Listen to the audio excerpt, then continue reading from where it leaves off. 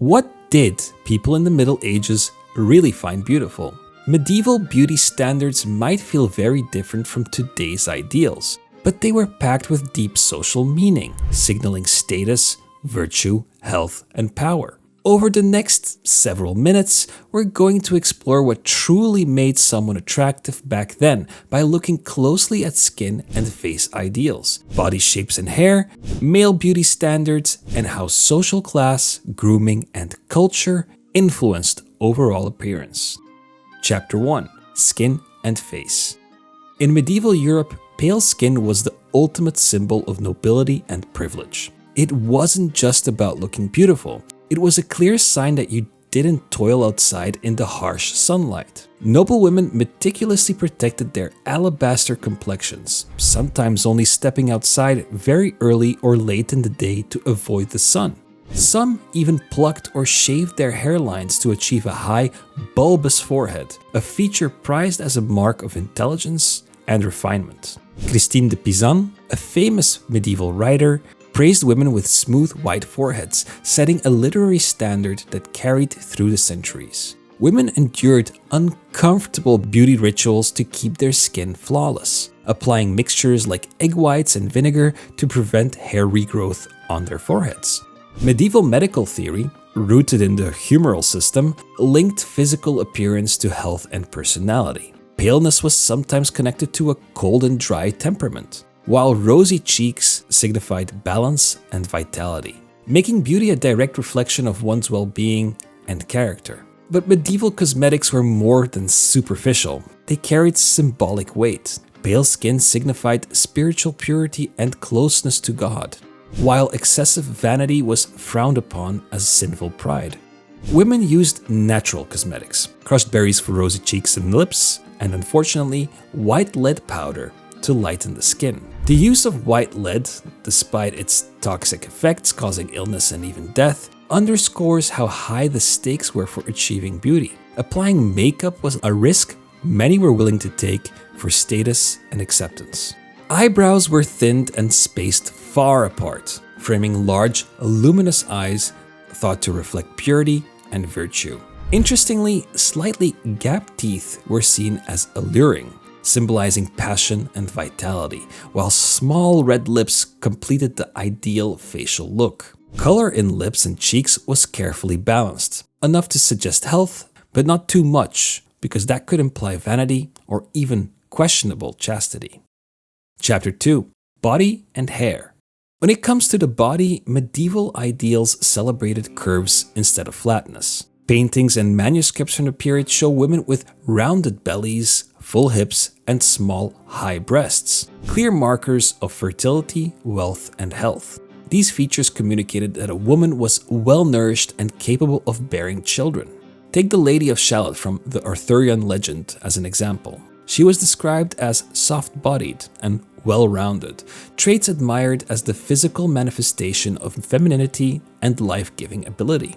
Hair was considered a crown of beauty. The preferred shade was light or blonde, often achieved through natural bleaching agents like chamomile or by careful sun exposure.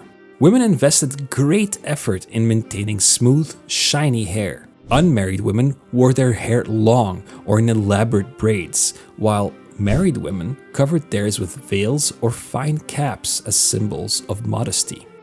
Eleanor of Aquitaine, one of the most powerful women of her time, was famous for her golden hair, which poets and artists celebrated as a sign of noble beauty. Fashion and hairstyles varied by region and status. For example, noble women famously wore the hennin, a tall, pointed hat that was both a fashion statement and a status symbol, dazzling courts across Europe. Beauty rituals and cosmetic ingredient availability were seasonal. Rose water, a luxurious perfume, and skin treatment was harvested in spring and highly coveted, making springtime a favorite season for beauty care. In winter, richer oils and balms were used to combat dry skin, showing the interplay between nature and beauty routines. Even children of noble birth were expected to reflect beauty standards early. Portraits reveal attempts to model them on adult ideals like pale skin and well-groomed hair, linking appearance to future social status. Now, before we go on, please hit that like and subscribe button. It really helps out. Chapter 3. Male Beauty Ideals. Medieval male beauty was a complex balance of strength, elegance, and chivalric ideals. Height was highly prized. Richard the Lionheart reportedly stood over 6 feet 4 inches tall, towering over many of his contemporaries. Being tall symbolized power and martial prowess. Beyond stature, an athletic yet graceful body was desired. Broad shoulders, a narrow waist, and muscular calves, often emphasized by wearing a tight hose, signaled a man's capability as a warrior and horseman. Calves were so important that knights proudly flaunted them to display their strength. But medieval male beauty also challenged modern stereotypes of masculinity. Knights and noblemen often sported delicate, well-groomed facial features, straight noses, arched eyebrows, even soft lips. This reflected the courtly values of chivalry, where noble appearance was as important as martial skill. Grooming mattered greatly. Many men were clean-shaven or kept neatly trimmed beards, avoiding a scruffy look that could suggest poor hygiene or low status. Men also used scented oils and perfumes, surprising to modern sensibilities but essential for projecting refinement. Armor and fashion further shaped male beauty.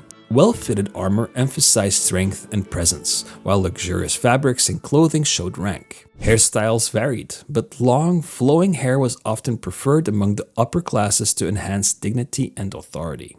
In literature, male beauty was tied not just to appearance but behavior. The ideal man was brave, courteous, and honorable, a reflection of both physical and moral excellence. Medieval noble courts sometimes held beauty contests or festivals celebrating lineage and personal appearance, turning beauty into a social competition and performance, reinforcing its role in social cohesion. Travel and contact through warfare and trade introduced exotic ideas, fabrics, and fragrances, blending and evolving European notions of male attractiveness throughout the medieval period.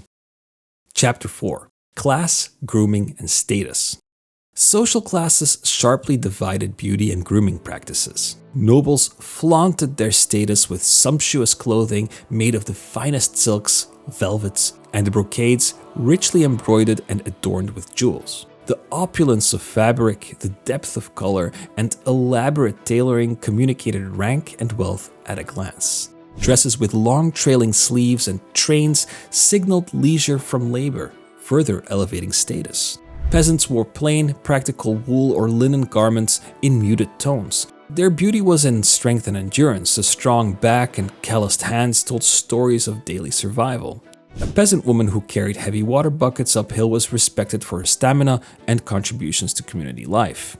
Hygiene and grooming were surprisingly advanced for the time, especially among the upper classes. Nobles bathed regularly, often in heated wooden tubs perfumed with herbs and oils. Public bathhouses doubled as social hubs where people relaxed and mingled.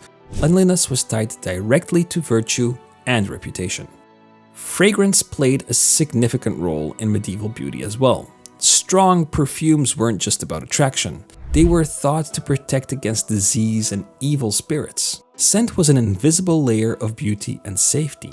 Beauty ideals evolved across the centuries and varied by region. What was fashionable in 12th century England might look very different by 15th century Italy or France. Regional culture, climate, and available resources shaped the specifics of beauty and grooming rituals. Despite rigid ideals, literature and art sometimes admire unique or unconventional features, especially in romantic tales and folklore, reminding us that beauty was diverse and often entwined with individual stories. Women of influence, queens, noblewomen, and even wealthy merchants' wives set fashion and beauty trends that rippled through medieval society, showing that beauty standards were both top-down and socially structured. Behind the scenes, specialized artisans and alchemists crafted cosmetics, perfumes, and tanning products, revealing a medieval economy and craft tradition centered around beauty.